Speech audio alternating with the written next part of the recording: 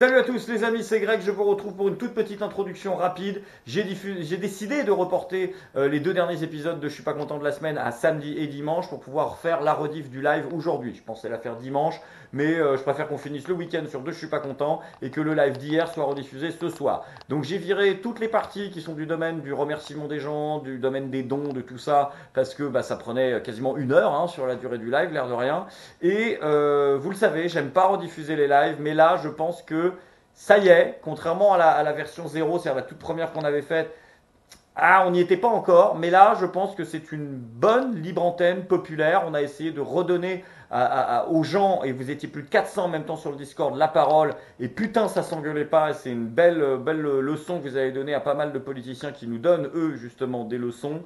Et j'en profitais aussi pour vous dire, donc du coup, que la semaine prochaine, il y aura une petite rencontre abonnée, je pense avec Jean-Robert Lombard.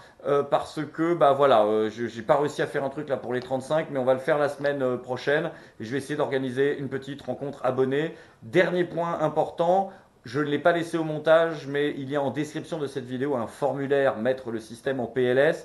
On l'annonce à chaque fois qu'on fait un live tous les jeudis avec Tatiana, on prépare quelque chose qui n'est pas du domaine d'internet mais qui va essayer de faire changer concrètement les choses. On ne peut pas encore vous dire avant mi-octobre de quoi il s'agira très exactement, ce sera en plusieurs étapes. Mais pour tous ceux qui à un moment ou à un autre auraient envie de mettre leurs compétences ou leur domaine d'expertise à contribution d'un éventuel projet pour faire bouger les choses, eh bien, il y a un formulaire en description. Pour l'instant, on ne vous demande rien à part un mail. Donc, c'est juste pour avoir une base de non, c'est pas pour la vendre à Google, c'est parce qu'on prépare quelque chose et qu'on veut pouvoir avertir des gens de ça ensuite directement pour leur dire si vous avez envie d'aider, vous pouvez le faire. N'hésitez pas à me donner vos retours sur ce premier live, ce que vous voudriez voir changer, ce que vous voudriez voir améliorer au niveau de la forme et du fond. On a essayé de diviser ça en deux parties d'une demi-heure, où à chaque fois au début on prend la parole le premier quart d'heure, puis ensuite on la donne et on débat, pause, remème structure. Voilà, gros coucou à Sohan, dont vous pourrez aussi trouver le lien de la chanson Je suis Charlie qu'on a diffusé pendant le live, qui sera en description de la vidéo, mais qu'on n'a pas laissé à la post-prod pour des questions de droit d'auteur, bien évidemment. Et voilà, et j'espère que ça vous plaira, et je vous souhaite un bon live, et je vous dis à demain samedi pour un nouveau Je suis pas content, et à après-demain dimanche pour un nouveau Je suis pas content. Je suis pas content.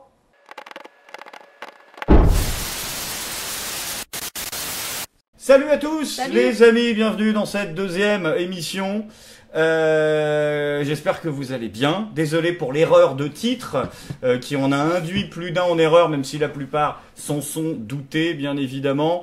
Bonsoir à Luc, bonsoir à Lotaïr, bonsoir à Géry, bonsoir à Gonmad, bonsoir à Jean-Christophe, bonsoir à El Patito, bonsoir aux 1515 personnes qui sont là. Et à Francis Kunz. Et à Francis Kunz, bravo. 1515 personnes qui sont là. Du côté du Discord, on s'achemine vers beaucoup de gens pour venir en live ce soir parler avec nous d'un sujet qui nous préoccupe, puisque le gouvernement a décidé de reciviliser Internet. On va parler de ça ce soir, on va en parler avec vous. Mais avant de commencer, comment ça va, Tatiana ? Bah ça va bien, et toi? Eh ben écoute, ça va plutôt bien. Espérons que cette libre antenne se fasse dans l'organisation, puisqu'on a décidé de changer un peu les règles.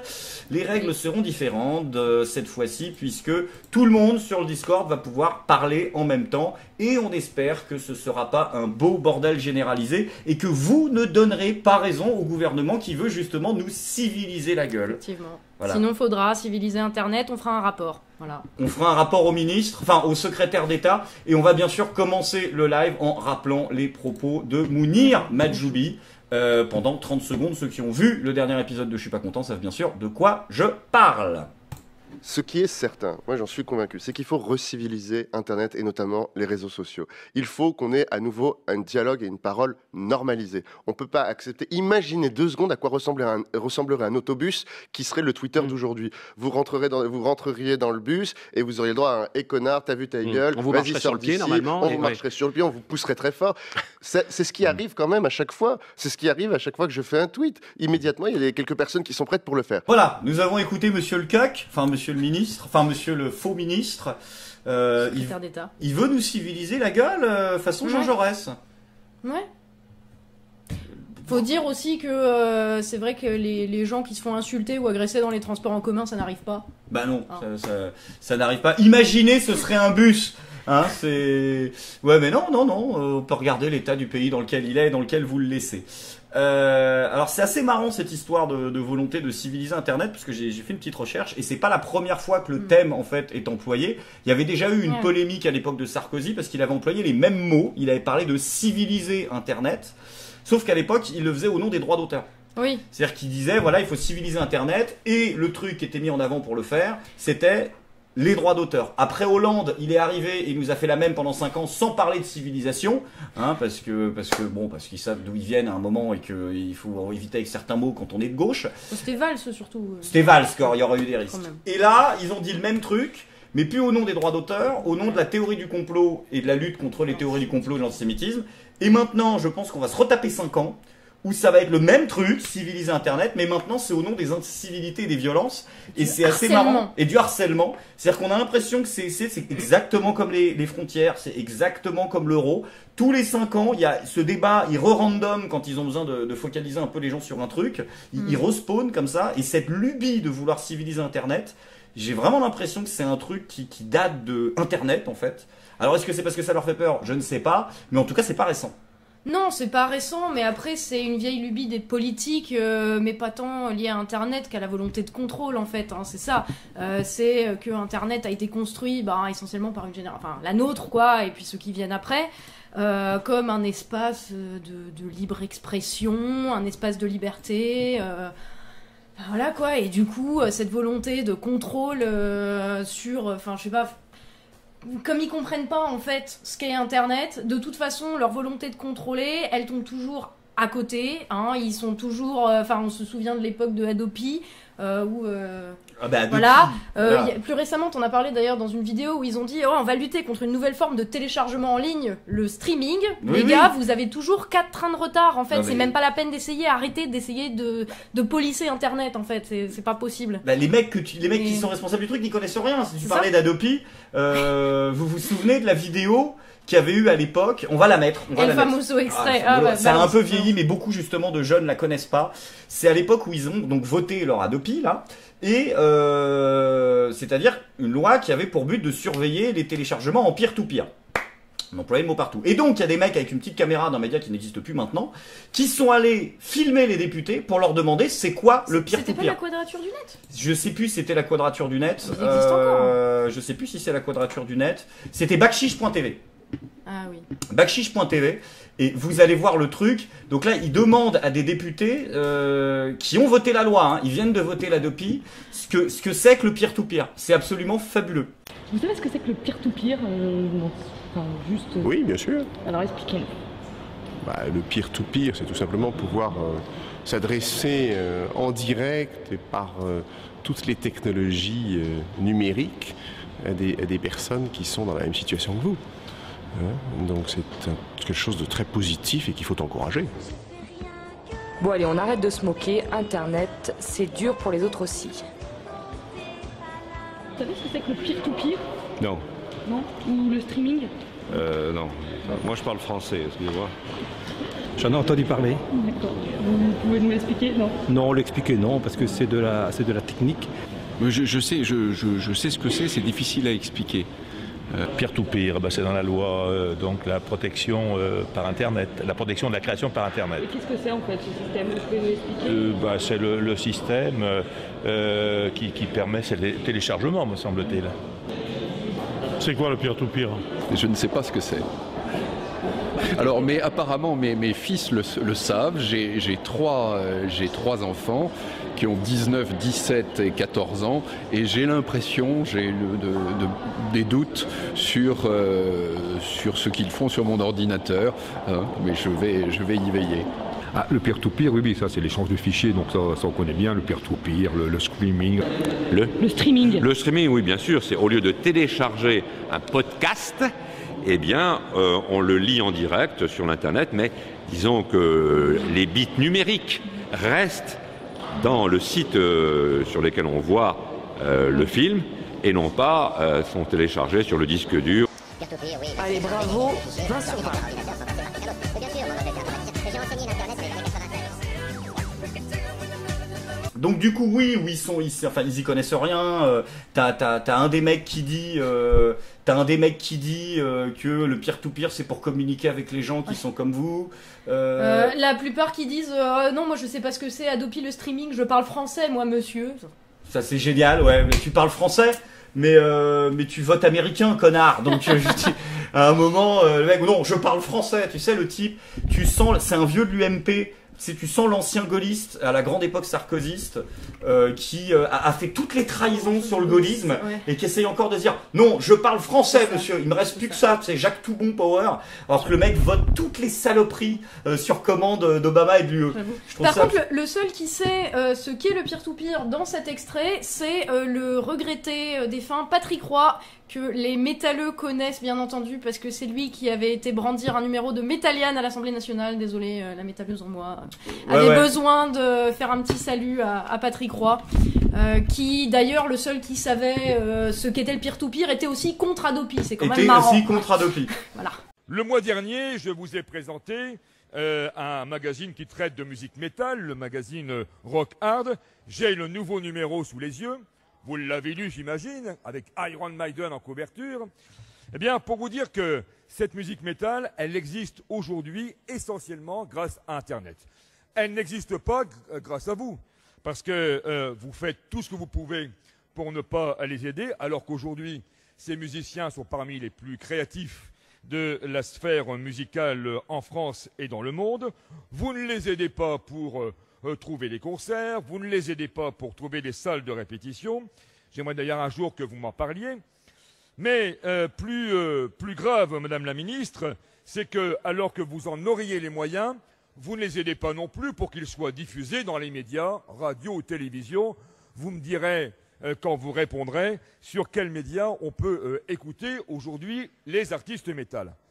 Il en existe un, quand même, sur lequel, d'ailleurs, vous ne faites pas grand-chose, au contraire, vous voulez museler, cisailler, c'est évidemment Internet. Eh oui, aujourd'hui, Internet permet à tous ces groupes, mais je pourrais prendre l'exemple sur d'autres types de musique, permet à tous ces groupes d'exister et d'avoir une vraie scène. Et c'est ce moyen d'accès que vous voulez aujourd'hui museler, contrôler, censurer, pour qu'il ne puisse pas exister. Pourtant, Madame la Ministre, grâce à Internet, savez-vous que dans quelques jours, je crois bien que c'est demain, où le principal groupe de métal français, Gojira, va partir en tournée américaine. C'est le premier groupe de rock français depuis 50 ans, le premier groupe qui va faire une tournée américaine en tête d'affiche devant un public américain et non pas un public français vivant aux USA. Tout ça grâce à Internet et pas grâce à vous, même si on aspire à que, dans un remords, vous veniez les aider. Et alors, aujourd'hui, tous ces groupes qui existent et sans lesquels la musique ne pourrait pas évoluer, eh bien, veulent voir continuer à vivre et veulent voir continuer à exister sur Internet. Je pense à des groupes comme Opeth, comme Adagio, comme Démiance ou Déviance, comme Anger, comme Apocalyptica, ou encore, je l'ai nommé, Gojira. J'entends à droite, je n'ai rien compris. Forcément, vous n'écoutez pas de la bonne musique, vous n'écoutez pas Internet. C'est bien dommage, ça prouve bien que vous ne connaissez pas le sujet. Donc oui, du coup, c'est une vieille lubie. Et qu'ils essayent de remettre en boucle un peu au gré des tempêtes. Puis c'est pas juste ça, c'est qu'à chaque fois ils ont 15 trains de retard, quoi. C'est les mecs qui savent pas ce qu'est Internet. C'est pas eux qui ont fait ce qu'était Internet. Enfin pour eux, 4chan, ils savent même pas ce que c'est, quoi. Et du coup, on l'a vu même au Parlement européen là récemment avec le vote de la loi sur le copyright.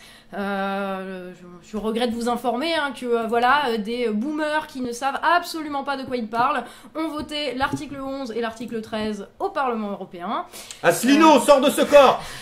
Ah, mais non, parce que c'est même pas la commission, là. C'est des gens qu'on a élus, en vu principe. que tu prépares une vidéo là-dessus, explique-le-nous, parce que c'est vrai qu'on parle beaucoup de ce projet à l'échelle européenne au niveau des copyrights, et donc tu vas nous l'expliquer un petit peu. Vite fait. C'est une loi qui avait été rejetée au mois de juillet, quand elle a été votée par les parlementaires européens, et notamment à cause de 2 articles, l'article 11 et l'article 13. Putain, j'ai l'impression d'être François Asselineau, là, je cite des numéros d'articles. 5 ans. Voilà. Non, c'est 11 et 13, en fait, pour en gros responsabiliser les plateformes comme YouTube, Facebook, en gros pour leur faire payer tous les partages de contenu copyrighté, de contenu à droit d'auteur. Hein. Ça rejoint un petit peu leur grande idée de protéger le copyright et autres, qui fait que en gros Facebook va devoir payer des droits à tous les sites de médias qui sont partagés sur Facebook. Je ne sais pas si vous vous rendez compte de ce que ça veut dire. Google aussi. Du coup, ça a déjà été testé d'ailleurs en Espagne. Google Actu Espagne n'existe plus parce que Google a dit puisqu'on doit payer des droits à tous les médias espagnols pour faire un Google Actu, eh ben on les emmerde, on se casse. Et d'ailleurs, la fréquentation de tous les médias espagnols est en chute libre depuis. Et il y a aussi l'article 13 qui a été quand même le plus controversé. C'est marrant cette tendance pour les articles 13 à être controversés, parce que dans notre constitution c'est l'article le plus pérave et le plus antidémocratique et visiblement là aussi.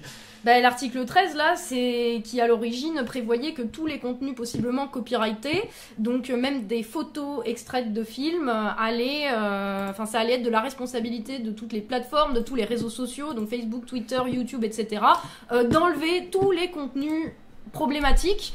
Je sais pas si vous vous souvenez, parce que c'était il y a quelques mois déjà, mais en gros, ça en était arrivé au point où les mèmes allaient rentrer dans la catégorie de contenu copyrighté qui allait être interdit. Les mèmes, vraiment, faut comprendre les mèmes. Oui, les mèmes memes, quoi. Voilà, Rizitas, Rizitas, je sais pas s'il est copyrighté, mais. Putain, Rizitas, il est passé à côté d'un sacré de pognon, un sacré Sean paquet de pognon. Bean, on ne rentre pas si facilement au Mordor. Ce genre de. Et du coup, c'est tout l'esprit internet en fait qui allait voler en éclats. Et merci Nadine Morano qui a voté pour cette merde. Nadine Morano qui s'y connaît sûrement aussi bien en internet que ma grand-mère. De toute façon, elle s'y connaît rien, Nadine Morano. Oui. Alors justement, tenez, avant de reprendre la parole, on va donner justement, avant de continuer un peu sur ce sujet, on va donner la parole, la première prise de parole un petit peu à nos intervenants justement sur Discord, à tous ceux et celles qui ont eu envie de débattre. Donc sur cette vieille lubie qui est la leur, sur cette restriction de parole sur Internet. Pourquoi le gouvernement voudrait aussi cette restriction sur Internet? Et donc voilà, on est de retour, prêt à se jeter dans l'arène du Discord, en espérant que ce soit pas trop le bordel. C'est parti, 5, 4, 3, 2, 1. Attention, est-ce que c'est le bordel? Non, ça va. Ça va. Bonjour. Il faut faire un effort. Calme. Cache comme des images. Alors, du coup, est-ce que il y a justement des gens qui ont envie de prendre la parole et quelqu'un qui aura envie de rebondir sur ce qu'on a dit? Vas-y, je t'en prie, lâche-toi, présente-toi et parlons un petit peu, parlons-en, prolongeons un petit peu justement le débat qu'on a lancé. Alors moi j'ai l'impression quand même que la volonté de ce gouvernement est vraiment de dresser. Vous avez parlé du fait de dresser les internautes, qu'il y avait quand même des problèmes sur Internet, mais qu'il fallait avant tout pour ce gouvernement dresser. Mais en fait ça entre dans une logique qui est plutôt globale. On l'a très bien vu avec Pôle emploi, il faut dresser les travailleurs, faire en sorte qu'ils acceptent absolument la moindre offre. On l'a vu avec l'école, avec l'uniforme. Et là, avec Internet, donc à mon avis, vraiment, ça entre dans une logique globale qui est de totalement dresser le citoyen afin qu'il rentre dans les rangs. Afin qu'il rentre dans les rangs et qu'il en soit heureux en plus et qu'il ait totalement intériorisé que c'était lui le responsable de tout, à son petit niveau individuel. Est-ce que je peux vous donner une citation? Vas-y, je t'en prie. Alors c'est Eric Schmidt qui disait « Internet est la première création de l'humanité que l'humanité ne comprend pas, la plus grande expérience d'anarchie qui n'ait jamais été conduite. » Voilà pourquoi je trouve c'est compliqué de vouloir mettre des lois là-dessus en fait. Mais vous y croyez, vous, à ça? Parce que je sais qu'il y a quand même eu toute une période, et puis en plus tous ceux qui un peu là viennent de cette période de la diodosphère, entre autres, de tout ça, je suis désolé de passer d'une référence à l'autre, mais il y a quand même beaucoup de gens dans les milieux alternatifs qui ont vendu Internet comme ce grand truc qui allait tout changer, et ils avaient raison sur le point que c'était pour ça que les politiques tentent désespérément de le taper dessus, sauf que comme on l'a dit, depuis 2010, ils n'y arrivent pas vraiment avec Sarkozy, même si là, au niveau européen, ils ont passé la seconde. Mais est-ce que vous y croyez, vous, que ce truc finalement aurait pu représenter un truc anarchiste ou que finalement, même sans volonté des politiques, ce que sont les gens ne va pas ramener Internet au niveau moyen finalement des questionnements des individus dans notre société. Moi je pense que sur Internet, de toute façon, on trouve de tout et de n'importe quoi, donc je pense pas que de là on arrive à ces extrêmes.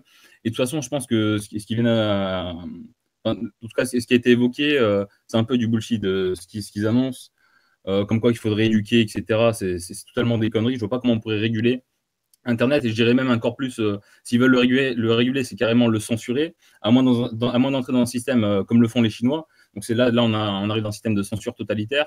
Et je pense que si on arrive à ce stade, les gens ils vont se retourner vers d'autres alternatives comme Tor, les sites en .onion.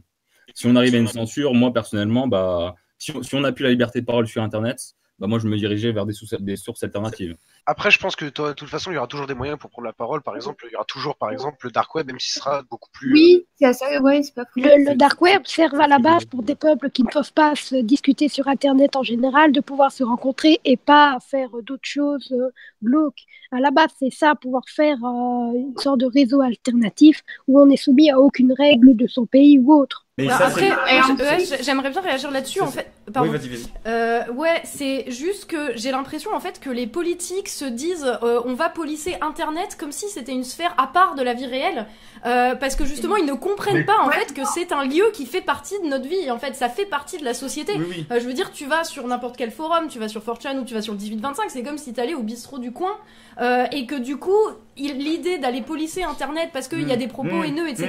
C'est comme si tu foutais des flics dans chacun des bistrots de France pour dire aux gens non attention, tu as tenu des propos où il n'y a pas de tolérance, machin quoi. Ce qu'ils ne comprennent pas d'Internet, c'est pas Internet, c'est ce qu'ils ne comprennent pas dans la vraie vie de toute façon. C'est-à-dire quand ils comprennent pas des forums sur Internet, c'est parce qu'ils ne comprennent pas ce qui se passe dans un bistrot ou qu'ils ne comprennent pas ce qui se passe dans la vraie vie des gens. Pas la classe ouvrière. J'aimerais juste prendre la parole 2 secondes. Alors, je pense que, même pour eux, en fait, en me mettant dans leur vision des choses, ils se mettraient en danger, en fait, en faisant ça. Ils risqueraient de faire des résistants, de gens qui en fait, voyaient la politique et tout, finalement, comme quelque chose, comme un à côté, qui risquent de perdre, finalement, leur confort. Enfin, c'est dangereux pour eux, en fait, finalement. Je peux intervenir 2 minutes ? Bien sûr, vas-y, interviens, je t'en prie. Je voulais réagir à ce que disait Tatiana en disant c'est ce qui se passe sur Internet, sur un forum, c'est comme dans le bistrot. C'est comme dans le bistrot, sauf que t'es anonyme. Donc du coup, t'es pas responsable puisqu'il n'y a pas moyen de remonter à toi en fait. Donc du coup, la plupart des gens se comportent sur Internet de manière assez différente de ce qu'ils font dans la vie IRL en fait. Après, on va revenir peut-être là-dessus un peu plus tard dans la conversation, mais le truc c'est que qui donne l'exemple aussi, j'ai envie de dire. Et puis effectivement c'est aussi un bistrot où il y a quand même beaucoup plus de monde. Enfin là sur la chaîne de Greg il y a 140, tu viens de passer les 140 000 abonnés. On y arrive, ouais. Tu viens de... Dans le petit bistrot, de Attends, juste 2 secondes parce que là vous parlez dans le vide, donc hop, je vous redonne la parole. Oui, effectivement sur l'anonymat, t'as raison de le dire. Ça change quand même aussi quelque chose dans la façon dont les gens s'expriment, mais l'anonymat, il a toujours été accessible aux gens qui souhaitaient le pratiquer. Des corbeaux, il y en a toujours eu. Des journalistes ou des gens qui révélaient des informations sous une fausse identité ou un pseudo, il y en a toujours eu. On a même une secrétaire d'État qui a écrit des livres de cul, comme ça. Donc, au bout d'un moment, mais c'est vrai que cette accessibilité de l'anonymat à tout le monde a effectivement peut-être un peu changé la donne. Donc, je t'en prie, je sais pas qui voulait reprendre la parole. Alors, en fait, le problème de l'incompréhension d'Internet, c'est pas seulement les hommes politiques. Là, on met tout sur leur dos, mais c'est toute la société. Quand moi, je parle avec des amis sur ce qui se passe sur Internet et eux ne sont pas forcément sur les réseaux sociaux, ils me disent mais ce n'est qu'Internet. Et il y a souvent cette idée reçue sur laquelle tout ça ce n'est que virtuel et c'est une idée reçue qui s'est implantée dans la société. Et c'est pour ça qu'aussi il y a une incompréhension parce que ça vient aussi de la société, pas seulement des hommes politiques. J'avais juste par rapport à toute cette discussion, c'est le fait que les trolls et en général toutes les personnes qui vont avoir des avis contraires, c'est peut-être aussi quelque chose qu'on n'entend pas assez dans la vie de tous les jours. C'est-à-dire que les gens qu'on va appeler la fachosphère, les gens qu'on va appeler les extrêmes, entendre leurs paroles, ça permet aussi d'ouvrir des débats qui sont pas, je suis assez d'accord. sont pas faits en fait dans la vie quotidienne, ce qui fait qu'en fait les extrêmes vont se concentrer les uns sur les autres, vont discuter entre eux et développer leurs idées sans avoir réellement de débat constructif autour de Oui, leurs idées. c'était à ça que je faisais référence. Justement, c'était à ça que je faisais référence, c'est que ça fait du bien aussi d'avoir des gens qui puissent exprimer une parole qui est contraire à la morale, disons la morale ambiante, et ça peut faire du bien, je trouve, parce que effectivement, c'est des propos qui peuvent choquer, c'est des propos, mais d'un autre côté, ça fait du bien parce que ça permet d'ouvrir le débat, moi je trouve. Plus sain, des voix discordantes, des voix dissonantes, de toute façon qu'on n'entend effectivement pas dans le débat public.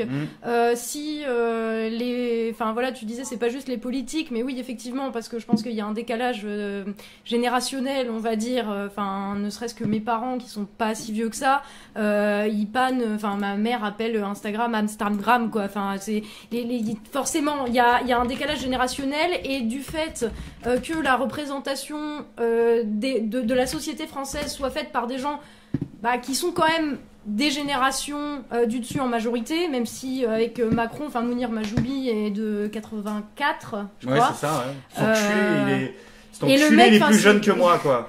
Ouais, et enfin c'est hallucinant de voir justement effectivement cette mentalité de Internet est un lieu à part où l'anonymat s'exprime. Alors effectivement, enfin sous couvert d'anonymat, tu peux dire tout et n'importe quoi, mais des gens qui diront tout et n'importe quoi, ou des mecs qui vont se balader dans la rue en insultant des gens, il y en aura toujours aussi, quoi.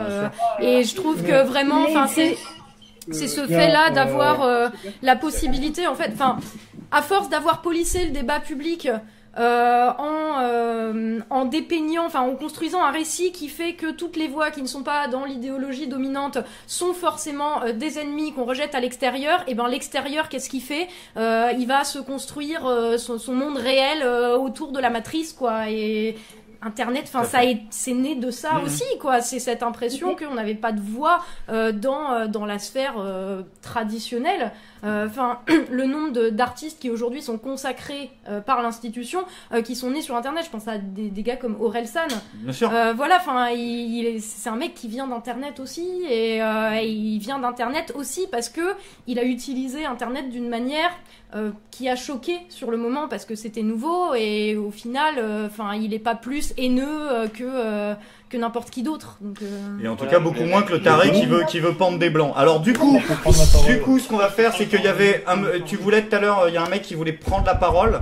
Ok, alors juste, voilà, celui qui l'a demandé depuis 5 minutes, ensuite toi, et ensuite la jeune fille derrière. Voilà, si je peux me permettre de dire jeune fille, voilà, désolé. Bravo, oui, toujours après. Qu'est-ce qui t'arrive, Leïla de Tolbiac? Hashtag balance ton modérateur. Ah si, tu sais qu'il y a une vraie histoire, tu l'as croisé les Yad Tolbiac. Oui. Alors attends, juste raconte l'anecdote avant que vous preniez. Non, rien, je l'ai croisé, elle était dans un bar à côté, je voyais qu'il y avait une meuf qui me matait genre genre elle voulait me buter quoi, et en fait c'était Leïla de Tolbiac et c'était drôle. Leïla de Tolbiac, pour ceux qui se souviennent pas, c'était la nana qu'ils avaient interrogée par hasard à la sortie de Tolbiac, alors qu'elle est encartée en soumis jusqu'à ras la gueule, et qui avait expliqué que les flics, tu sais, avaient tabassé le mec, il y avait du sang partout, limite de la cervelle, et qui avait été un peu sur tous les réseaux sociaux. Après limite elle, j'ai envie de dire, enfin elle était aussi sous le choc et tout, c'est le média TV et les médias qui ont rapporté le truc comme si c'était une info vérifiée et qui sont en tort. Leïla, oui, elle a dit un truc qui était une connerie de fait parce qu'elle avait pas vu le truc, mais plein de bonnes choses quand même. Bon, voilà. Allez, bref, on était sur le sujet. Les histoire de pas faire plaisir à Marlène Schiappa, on va faire ça dans l'ordre. Les deux monsieur là, et ensuite la demoiselle. Ah bah merci beaucoup. En fait, moi, je voulais me concentrer sur l'objectif qu'ils recherchent. Et je pense que quelque part, vu la tendance dans laquelle va la société en ce moment, ils essayent peut-être de racler, de ratisser au niveau des personnes qui sentent qu'ils ont besoin d'un safe space, qu'ils ont besoin d'un endroit tout doux où ils ne seront pas offensés. Et je pense qu'ils essayent en fait finalement de mettre ces gens de leur côté de plus en plus pour provoquer un mouvement dans cette direction-là. Est-ce qu'ils sont au courant justement qu'il y a de plus en plus de volonté de safe space déjà, parce que ils n'ont pas l'air déjà d'être au courant de la réalité en général. Bah, c'est ça le truc en fait, c'est que la réalité c'est que on vit dans une société extrêmement violente et que les gens, les êtres humains normalement constitués ont besoin d'endroits où ils sont en sécurité, et le problème c'est que t'as raison, je pense qu'ils utilisent à mort la volonté en fait qu'on a en réaction à la violence et au délitement de la communauté nationale, on va le dire comme ça, la réaction qu'on est beaucoup à avoir qui est de se replier sur des petites communautés où on pense tous pareil, où on est mais voilà, où on se sent en sécurité parce qu'il n'y a plus de sécurité nulle part. En fait, le problème, c'est que ça, c'est une illusion et que, que la sécurité, là, pour le moment, n'existe pas. Mais le gouvernement va jouer, effectivement, t'as raison là-dessus, Oui, à mais mort. ils sont au courant, mais Internet ne pourra jamais être un safe space, puisque Internet, tu n'as pas plusieurs Internet, c'est le même gâteau qu'on se partage. Donc Internet ne sera jamais un espace qui sera façonnable à la volonté de dirigeants, et particulièrement nationaux, puisque de toute façon, même s'il y avait un président du monde, il ne pourrait probablement pas faire grand-chose. Donc c'est effectivement totalement absurde de vouloir restreindre la parole ou sécuriser la parole ou organiser la parole dans un espace qui n'a pas de limite, à moins de débrancher la prise. Alors, je vais essayer de parler vraiment très près du micro, mais j'ai pas de micro-casque malheureusement, donc le son pourra pas être plus fort que ça. Je vais essayer de pousser là-bas. Ok, nickel. Du coup, voilà, technicien en intermittence, bon bref, 37 ans, voilà, pour à peu près le profil sociologique. Donc, je suis né sur cette génération à cheval, je crois que c'est la Y du coup, pas la X, à cheval entre l'avant Internet et l'arrivée d'Internet. Il me semble, premièrement, que la volonté d'un gouvernement, peu importe lequel qu'il soit, peu importe son idéologie, qu'on soit d'accord ou pas, il me semble légitime pour un gouvernement de vouloir contrôler un territoire. Or, le territoire numérique est un nouveau continent, sauf que c'est un continent international ou internationaliste, mondialiste en tous les cas. Et il me semble voilà, ça c'est la première réflexion, c'est que dans un premier temps, il me semble assez logique que tout à chacun veuille contrôler cette partie du territoire qui lui échappe. La deuxième chose, je ne m'offusque point de ce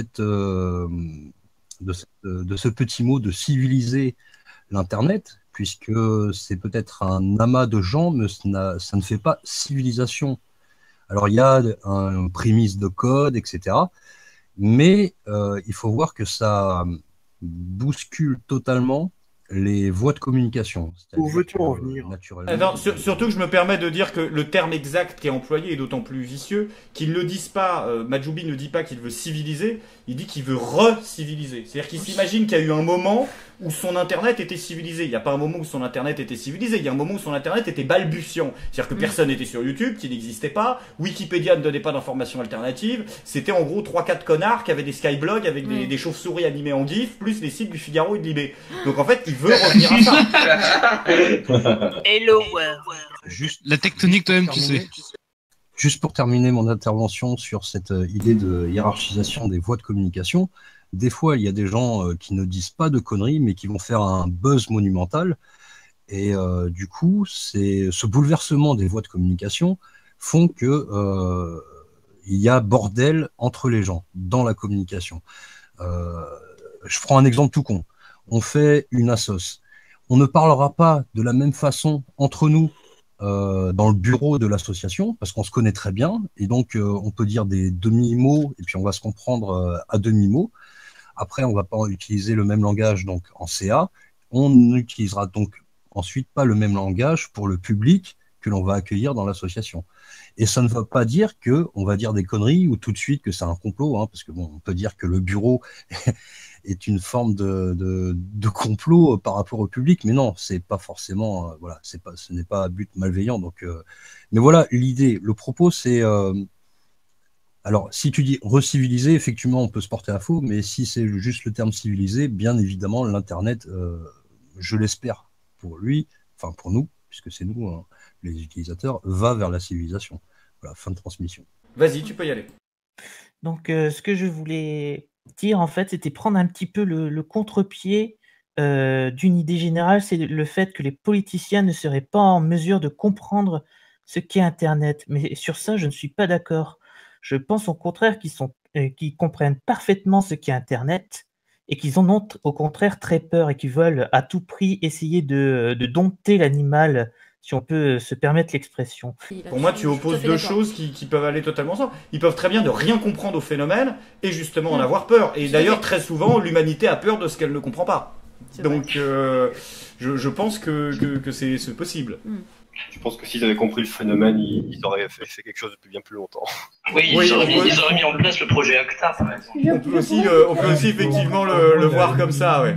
Tatiana qui essaie d'en caser une, mais avec difficulté. Mais ouais, mais c'est dur, hein, Moi aussi. Ouais, le manterrupting. Tu vois, tu regardes, tu réexpliques, ça c'est du mansplaining. Ah putain, ouais, mais moi je suis à la ramasse. Tu redis ce que j'ai déjà dit, c'est du mansplaining.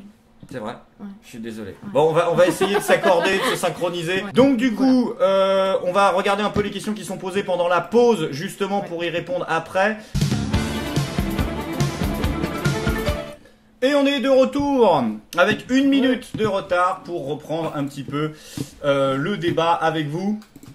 Et donc effectivement, ce qu'on disait précédemment. Alors non, si, avant de reprendre le débat, on va faire un petit point, double petit point. Un petit point avec nos amis de la régie et ensuite un petit point sur les dons. Parce que c'est important. À la régie, au niveau de l'audimat, est-ce qu'on est en tendance? Qui est devant et qui est derrière, si je puis me permettre? Oui, bonjour, c'est la régie. Alors, c'est bon? Alors, dans les tendances en direct, vous êtes en tendance. On est en tendance. Vous êtes deuxième. On est deuxième. Merci. Alors là, ça date de pendant la petite pause. Hein, donc il y a plus que 2800 spectateurs qui étaient dessus, mais vous étiez à plus que ça tout à l'heure. Vous étiez à 3005, un truc comme ça. Alors devant, il y a quand même il y a Michou. Ah, Michou de Michou. Je crois pas que ce soit le même Michou.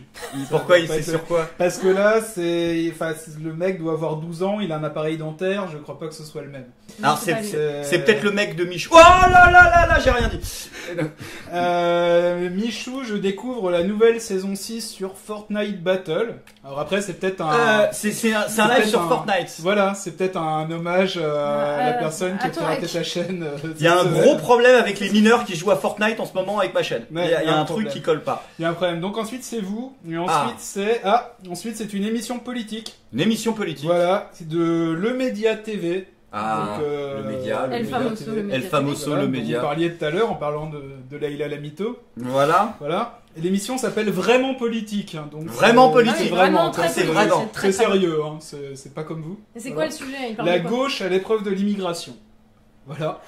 Donc il y a des personnes âgées qui sont invitées.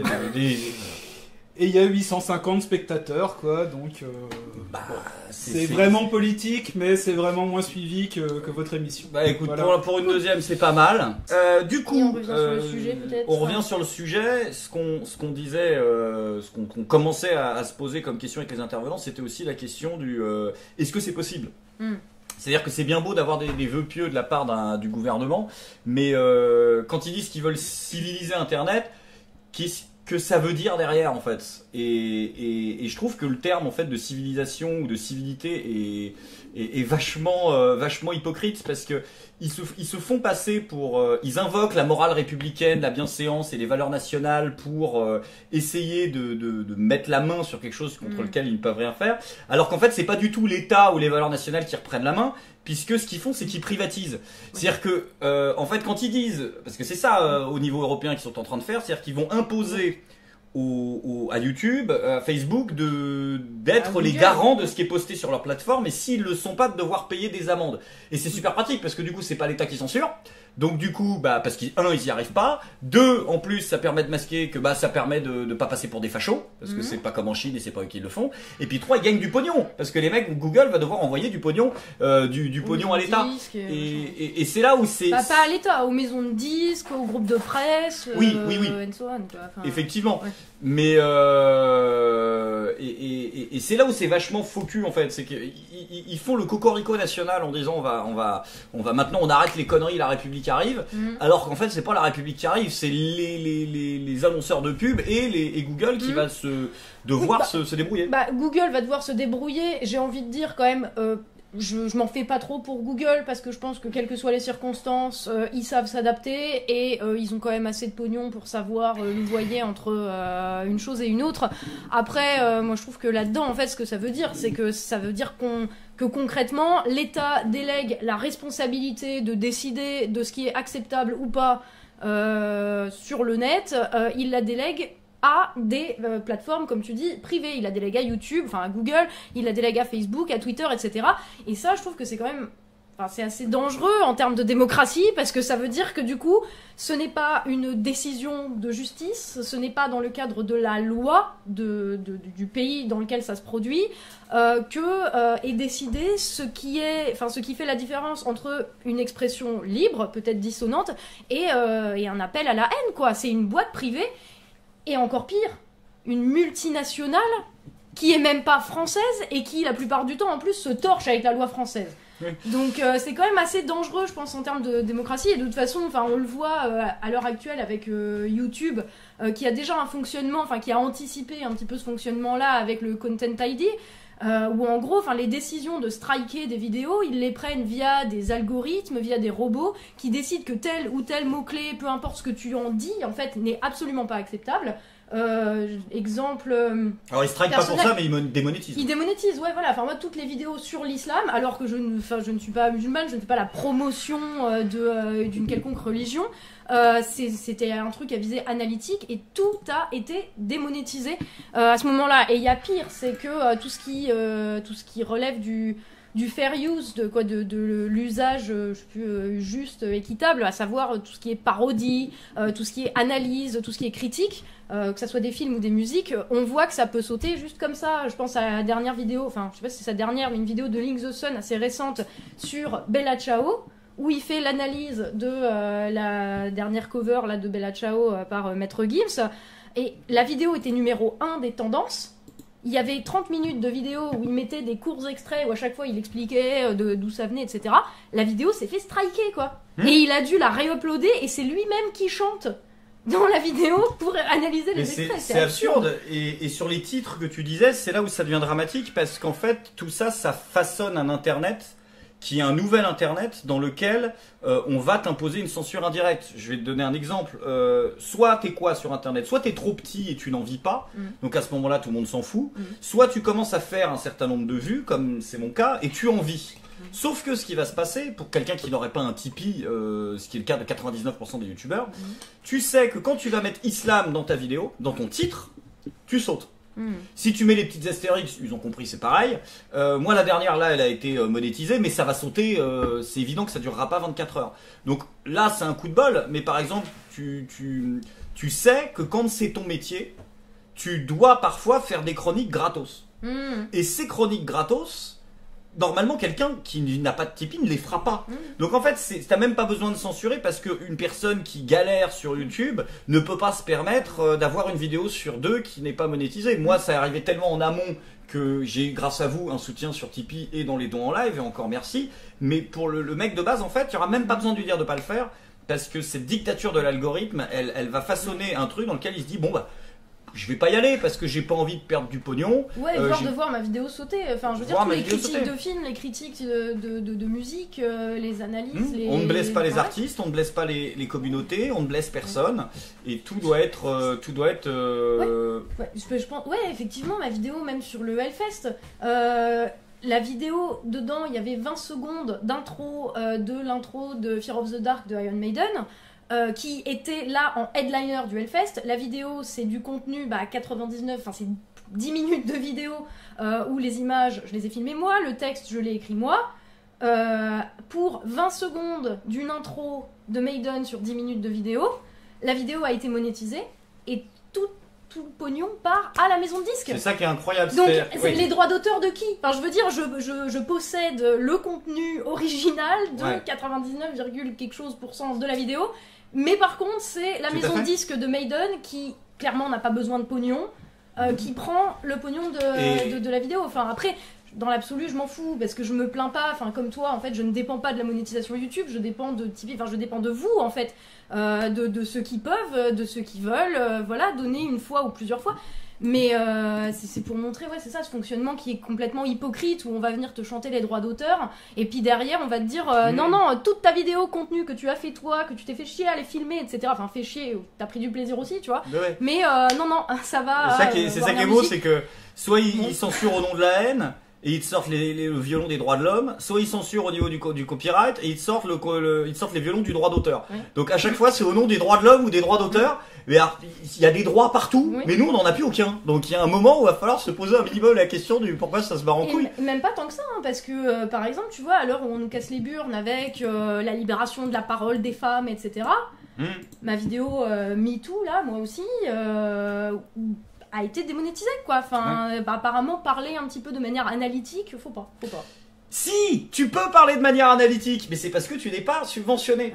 Quand t'as Natou, quand tu as Marion Seclin, quand tu as des gens qui vont faire une vidéo sur MeToo avec tourner au YouTube Space, avec le logo Google Approve, avec les subventions de la mairie de Paris, avec tout le monde qui est content, et puis Combini qui la relaie, là YouTube va mettre dans son petit algo, là on a le droit. Mais c'est là où c'est super vicieux. C'est-à-dire que de base, l'individu standard ne peut plus gagner sa vie en parlant de certains sujets. Ouais. Par exemple, islam ou agression. Même si c'est pour faire 20 minutes pour dire les agressions c'est pas bien. C'est mort. Il y a suffisamment de SJW d'ailleurs, ils ont raison, qui gueulent des fois en disant putain mais je viens de faire une vidéo pour dire vive les gays pendant 3 heures et il y a marqué gay, on me la saute là, c'est quoi ces conneries? Et ils disent regardez vous êtes oppressif, homophobe, YouTube. Ils sont pas oppressifs, homophobes, ils ont des algos. Et le truc est fait pour que l'indépendant, le mec indépendant ne sur la puisse sexualité féminine, il y a eu tout un truc là-dessus aussi récemment. Effectivement, tout ce qui parlait du corps de la femme était démonétisé pour une raison.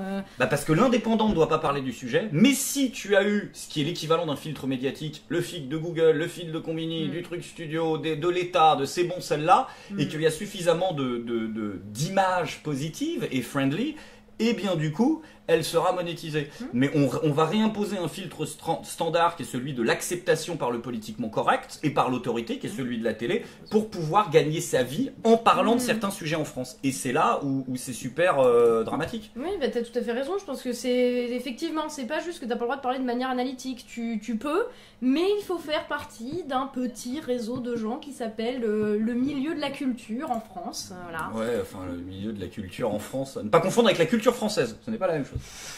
Voilà, ça c'était du man-interrupting. C'est du man-interrupting ça. Ah,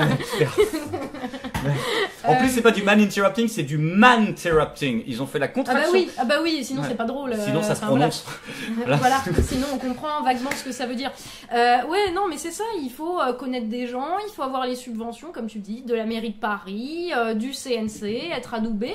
Donc en fait c'est ça, c'est la perpétuation, enfin toujours du même système où si t'es pas dans le milieu, que tu connais pas les bonnes personnes, bah tu fais pas partie des gens qui ont le droit à la parole sur certains sujets parce que d'office tu es considéré comme étant trop touchy, trop controversé quoi. Ça...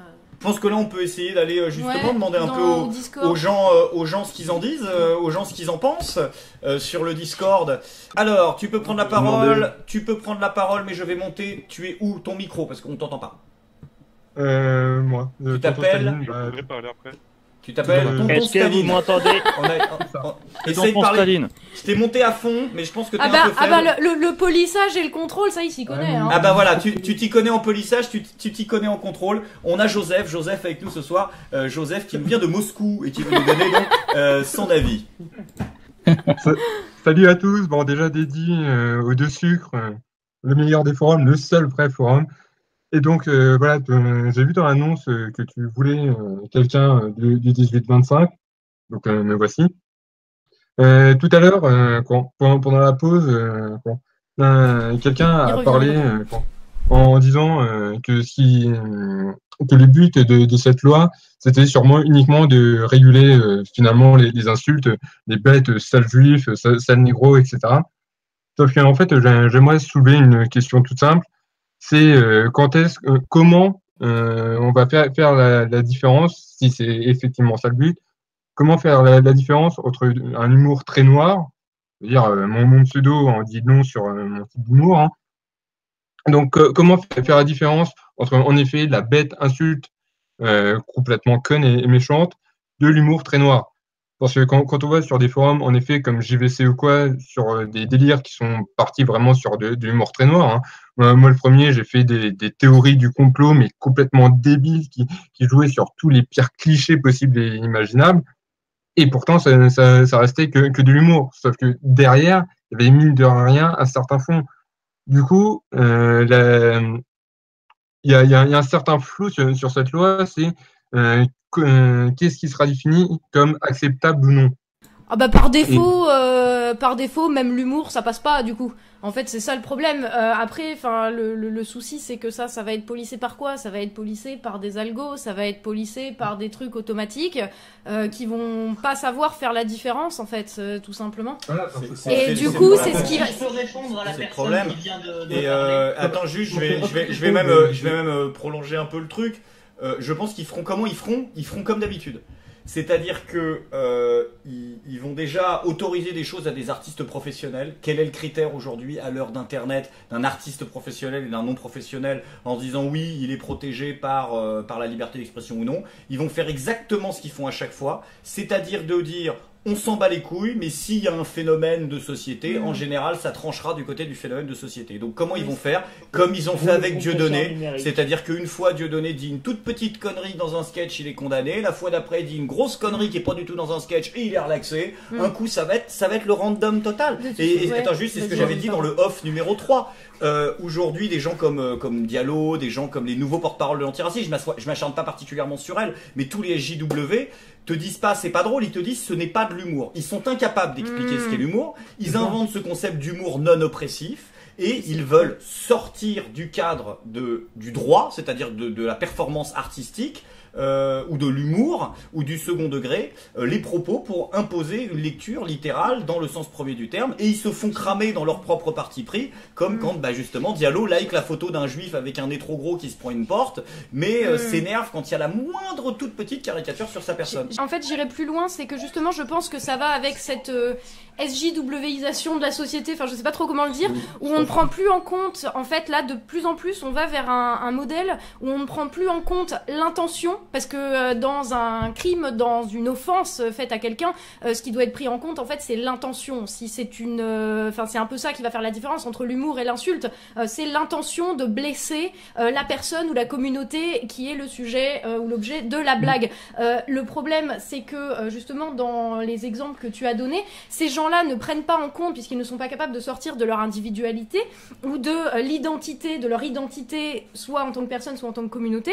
Donc ils vont prendre en compte l'impact, la conséquence sur eux, et non l'intention de la personne en face. Et je pense que malheureusement on est en train de... Parce que la personne elle est de gauche, qu'elle pense que moi je suis de droite, donc moi je vais faire une blague, elle va être oppressée, et si j'ai fait cette blague, c'est pas parce que vu que je suis de droite, selon elle, c'est parce que j'avais une intention de lui nuire.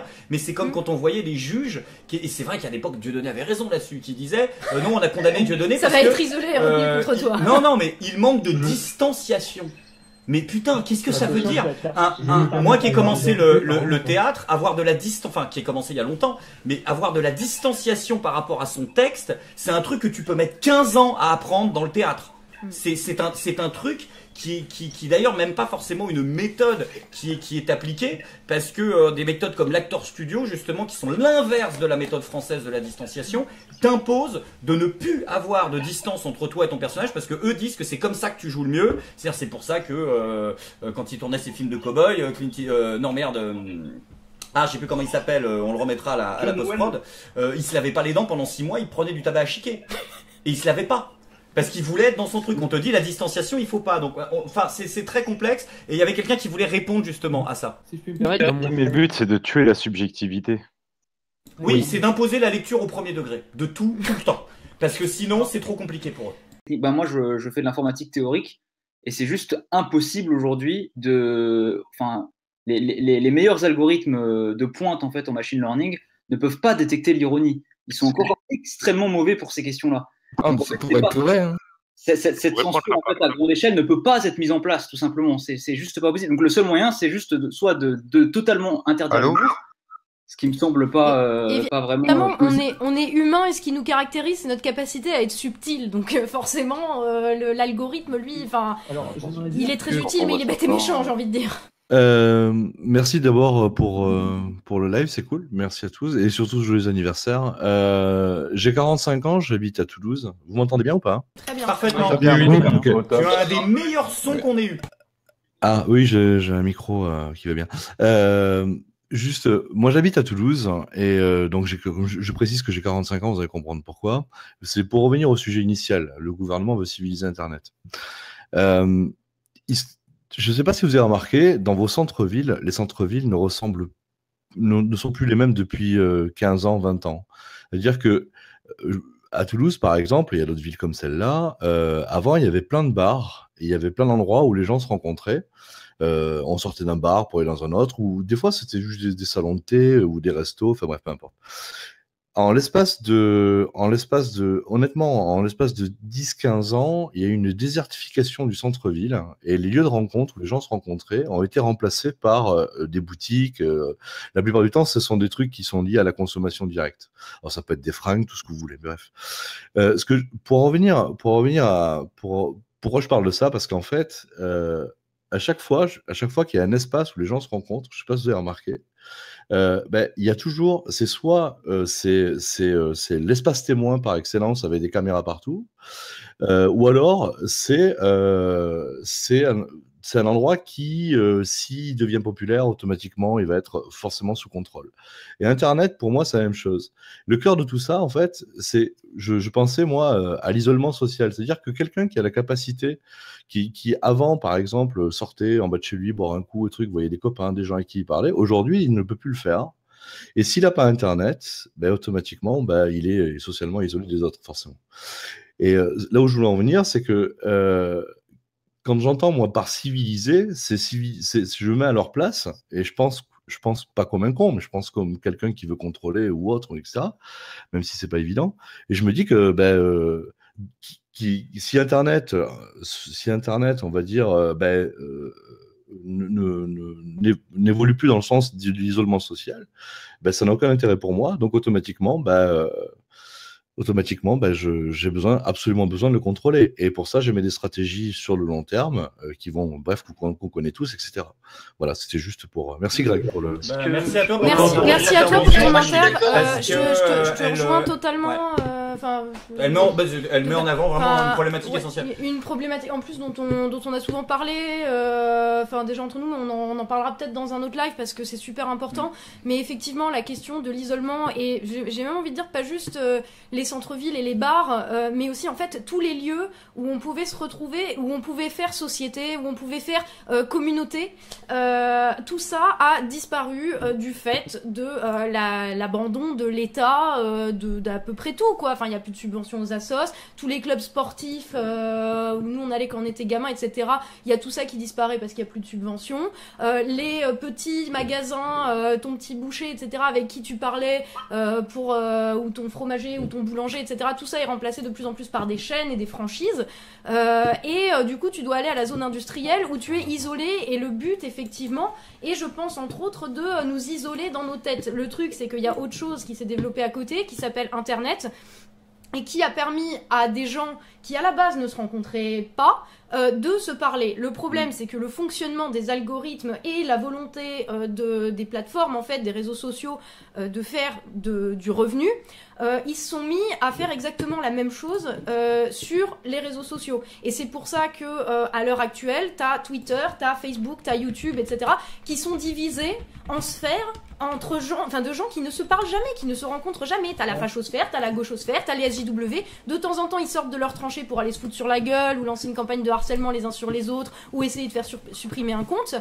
Mais il n'y a plus de communauté, en fait. Il n'y a plus de lien entre les gens. Et je pense que dans le contexte d'une volonté de contrôle politique de la population, diviser, même isoler pour mieux régner, c'est un petit peu la règle de base, quoi. Et je pense que, c'est à ça, effectivement, t'as tout à fait raison de le point. Pour moi, je plus sois absolument ce que tu viens de dire. C'est bien qu'on soit arrivé à ce point-là du truc. Moi, j'ai fait un DUT en informatique, donc il y en a plein qui doivent connaître. Et on nous apprend en gros à devenir des chefs d'entreprise en herbe, donc en informatique. J'ai eu l'occasion de faire du droit en informatique. Très donc peu, attends, mais, tu es en train de me dire que tu es en marche? Non, jamais. Ne m'insulte pas, s'il te plaît. Mais globalement, la finalité du DUT, la finalité du DUT, c'était de nous donner les moyens pour mener notre entreprise à bien, globalement. Et ce qu'il faut savoir, c'est que ce que le mec nous a dit, c'est un coup d'épée dans l'eau, parce que s'il va prendre une mesure de censure sur des serveurs, le problème, c'est que le droit informatique s'applique sur la localisation physique des serveurs. Et des serveurs de YouTube en France, il n'y en a pas. Il n'y en a aucun. Donc la seule chose qu'ils peuvent faire, c'est faire comme ils ont fait avec T411 et The Pirate Bay, c'est dire de les interdire pour voir 2 semaines après fleurir un miroir qui nous permet. C'est juste pour faire peur aux gens. Ils n'ont aucun moyen de le faire en fait. En fait, oui. Ils peuvent, de toute façon, c'est le principe de nos politiques, c'est qu'ils n'ont des moyens de faire rien. Donc en général, ils ont les moyens, juste ils choisissent de ne pas les utiliser, de faire de la merde à la place. C'est pas pareil. C'est comme quand ils attendent qu'un phénomène social apparaisse naturellement pour dire après, bah regardez, finalement, à force de lutter contre la haine, on a réussi à faire interdire. Ça n'apparaît pas naturellement, c'est créé. Tu vois, c'est eux qui créent les conditions dans lesquelles ce truc-là émerge. Tout ça sorti ce truc d'internet sigilisé, c'est juste parce que les députés sénateurs, ils en avaient marre de voir que leurs tweets, ils étaient jamais aussi retweetés et likés que la réponse d'un internet qui a donné. Je pense que c'est juste ça. Hein. Oui, c'est ça qui est dingue. C'est que Matt Choubi, il te le dit, la raison du truc. Il te dit, moi, quand je vais sur Twitter, je me suis fait insulter. Et je pense que sans partir dans le complotisme, mais c'est vrai que ça se trouve, en fait, c'est juste les mecs qui sont arrivés, ils ont dit, écoutez, Nadine, elle peut plus ouvrir la bouche sans qu'on se foute de sa gueule. Copé, il est en dépression. Le gouvernement, dès qu'ils arrivent, il y a des photos de Rizitas. On en a marre, plus personne nous prend au sérieux. Au bout d'un moment, on en a plein le cul. Et puis maintenant, tu vois, on en a marre, quoi. Ça se trouve, c'est juste ça. Et ça serait pris dans la ligne de ce que Pinceau Charlot raconte avec la ghettoisation des riches. C'est vrai que oui, mais oui. Ce qui se passe en dessous dans les tréfonds du 18-25. Attendez, on se fait ça de façon organisée, mais c'est vrai que à l'époque, quand un politique disait une connerie, bon, Coluche faisait sa pige, Desproges faisait sa pige, Le Canard faisait sa pige, mais là, ils ont 150 millions de mecs qui viennent commenter, quoi. Et nous, on rageait devant notre télé, en fait, à pas pouvoir leur dire ce qu'on pensait d'eux, sauf que là, on peut leur dire directement et ça leur fait très très très très mal par où ça passe, je pense. Et c'est pour ça qu'ils sont obligés de faire d'Internet quelque chose qui n'est pas le réel. Et on revient à ce qu'on disait au début, qu'ils sont obligés de dire Internet c'est à part du monde réel. Parce que s'ils commencent à dire Internet c'est le monde réel, en fait ce qu'ils montrent aux gens c'est que les réactions qu'ont les gens vis-à-vis d'eux sur Twitter, ils les ont dans la vraie vie. Et elles sont partagées par plein de monde en fait. Il veut pas que ça se voit, le mec il va aller chez Laurent Ruquier, que le public applaudit au moment où on lui dit, et qu'il ait l'impression d'être aimé, et qu'il rentre chez lui quoi. Voilà. Parce que à l'époque, effectivement, les bistrots étaient des endroits de contre-pouvoir où les gens pouvaient discuter, commenter l'actualité et s'organiser même justement contre-pouvoir des politiques et de ce qu'ils voyaient dans les journaux à la télé. Enfin, le bistrot, quoi, El Famoso Bistrot, en El fait, Famoso tout Bistrot, simplement. qui, comme on disait tout à l'heure, le 18-25. Mais le 18-25, c'est un truc qui a un rôle social. Moi, je pense que c'est très sain, en fait. Alors bien sûr, il y a de la violence, elle est inouïe parce qu'on n'est pas dans la société où celui qui est faible, on le met en avant par la discrimination positive. C'est une société qui ne connaît pas de discrimination positive. On essaie de dire que cette société du 18-25, entre guillemets, ce modèle, c'est un modèle où il y a de la discrimination. Il n'y a pas de discrimination, c'est juste qu'il n'y a pas de discrimination positive. C'est juste la loi du plus fort. C'est la loi du plus fort. Mais... Et c'est la vraie vie aussi. C'est ça, c'est ce que j'allais dire. Moi, quand j'étais gosse, une cour de récré, c'était exactement pareil. Quand t'étais la victime, t'étais la victime. Et puis si ça te forgeait aussi. Oui, après, c'est pas non plus ce qui est souhaitable comme modèle de société de revenir à l'état de nature. Non, mais on revient pas à l'état de nature parce qu'on se met pas des coups sur la gueule avec des gourdins non plus. Non, voilà. Donc on arrête. Mais c'est sain le 18-25 parce que ça dédramatise. C'est-à-dire que regarde, on reprend l'exemple Dieudonné, Soral, tous ces sujets-là. On nous a fait chier là pendant 5 ans avec ça, 10 ans même à ne parler que de ça. Et alors qu'on nous poussait perpétuellement à nous foutre sur la gueule, le 18-25 on a fait quoi? Des conneries et des mèmes. À chaque fois qu'il y a un truc complètement what the fuck à la Dolesquin qui drop, ils font quoi? On leur laisse le choix entre indignez-vous ou collaborer, et ils s'en veulent. Mais non, mais en fait, je m'en bats les couilles parce que moi j'ai 18 à 25 ans. Déjà, toi, ta retraite, ta Vivian, je te la paierai pas. Et puis moi, de toute façon, il y aura peut-être même plus d'espèces humaines. Donc, en fait, je m'en bats les couilles. C'est-à-dire que je trouve que 18-25, c'est un peu la résurgence de l'esprit punk No Future. Mais c'est méchamment ça, en fait. Générationnel, mais après, oui, adapté à l'époque, effectivement. Mais le truc, c'est que pour revenir plus au sujet, c'était la loi, les lois qui veulent reciviliser Internet, etc. C'est qu'à chaque fois que les politiques parlent d'Internet, en gros, ils pensent au 18-25 et à Twitter. Mais en fait, Twitter, et le 18-25 ont aussi repris la manière de faire des politiques. Enfin, je veux dire, qui a donné l'exemple du fait que la société, c'est le clash permanent, la culture de la petite phrase, enfin, où c'est celui qui a raison, c'est celui qui gueule le plus fort. Enfin, c'est les politiques, c'est les premiers à se clasher sur Twitter, bordel. Les médias, c'est les premiers en plus après derrière à reprendre ça, à nourrir ce phénomène-là, ce fonctionnement, enfin, avec chacun qui est genre dans ses retranchements, à passer son temps à s'envoyer des fions dans la gueule. Donc ils commencent déjà par se civiliser eux-mêmes, j'ai envie de dire, avant de nous donner des leçons. Et peut-être même, j'ai envie de dire, parce que vu comment Internet s'est organisé, tu parlais tout à l'heure de grandes communautés autogérées, etc., c'est peut-être à Internet en fait d'aller civiliser les politiques, parce que là vous voyez on était 100 sur ce Discord là, enfin plus d'une centaine sur ce Discord là ce soir, c'était 1000 fois plus civilisé que l'Assemblée nationale où ils sont 2, donc bon hein. Donc, voilà. Oui, c'est vrai, effectivement ça peut être une bonne occasion de conclure, et on est 100 dans le premier salon, et le deuxième salon il y a au moins 3 fois plus de gens, donc on doit être 400. Merci d'avoir montré un bel exemple, parce que là on arrive au stade de l'Assemblée nationale et on n'a pas besoin de... Au stade de l'Assemblée nationale quand ils sont tous là, ce qui n'arrive jamais. Voilà, quand il y a Pamela Anderson qui vient parler des dauphins. et on n'a pas besoin de Richard Ferrand pour nous expliquer avec son petit maillet qu'il faut qu'on parle dans le calme et dans la bonne humeur. À la semaine prochaine. À la semaine prochaine, prenez soin de vous. Ciao.